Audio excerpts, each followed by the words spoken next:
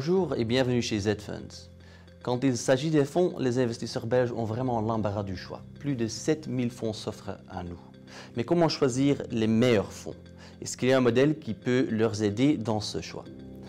Qui mieux peut répondre à cette question que Damien Lemaire, expert des fonds chez Deutsche Bank? Bonjour Damien, quelle est votre astuce pour sélectionner les meilleurs fonds pour vos clients? Bonjour Dan. Donc effectivement, le point de départ, c'est que chez Deutsche Bank, il y a une offre élargie de fonds. Donc cette offre est élargie parce que nous travaillons avec une trentaine de partenaires externes, donc 30 sociétés de gestion. Donc par exemple, on a sur notre site internet plus de 1600 fonds qui sont disponibles pour tous les investisseurs. Donc on part d'une offre élargie. Maintenant, il faut pouvoir sortir la qualité de cette offre élargie. Donc c'est là que nous intervenons en tant que sélectionneurs de fonds. Donc pour sélectionner un fonds, qu'est-ce qu'on va faire? On va suivre des critères quantitatifs ainsi que des critères qualitatifs pour déceler sur chaque catégorie d'investissement le fonds qui est le plus à même de répondre aux besoins de nos clients. Donc la synthèse de notre sélection va être regroupée dans une liste Best Advice qui reprend une quarantaine de fonds qui est disponible pour tous nos clients. Les investisseurs ne sont pas tenus à faire la sélection des fonds eux-mêmes. Il y a aussi l'option des mandats discrétionnaires. Pouvez-vous expliquer c'est quoi exactement et quels sont les avantages? Voilà, donc effectivement, c'est compliqué parfois d'effectuer son choix seul en matière de fonds. Donc le client qui ne veut pas lui-même prendre le choix, même dans la liste Best Advice d'une quarantaine de fonds, peut opter pour ce qu'on appelle un mandat de gestion discrétionnaire. Donc qu'est-ce qu'un mandat de gestion discrétionnaire? En contractant ce type de contrat, on va déléguer la gestion à un professionnel. Donc bien souvent, les mandats de gestion discrétionnaire sont définis en fonction de certains profils de risque. Mais chez Deutsche Bank, on a opté pour une vue un peu différente, dans le sens où on est parti des besoins réels du client. Donc on va identifier avec lui quel est votre besoin prioritaire. Est-ce que c'est participer à la hausse du marché? Est-ce que c'est gérer un patrimoine en fonction qu'il perde un minimum lorsqu'il y a une volatilité qui est importante?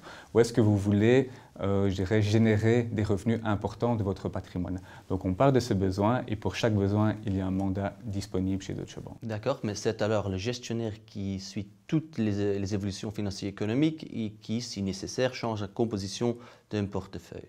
Mais est-ce que ça veut aussi dire que ça reste une boîte noire pour le client ou reste-t-il bien au courant de la composition de son portefeuille et aussi les raisons sous-jacentes? Donc en contractant un mandat discrétionnaire, on va externaliser effectivement ce choix de sélection d'allocation d'actifs ou de choix de sélection de produits au gestionnaire professionnel.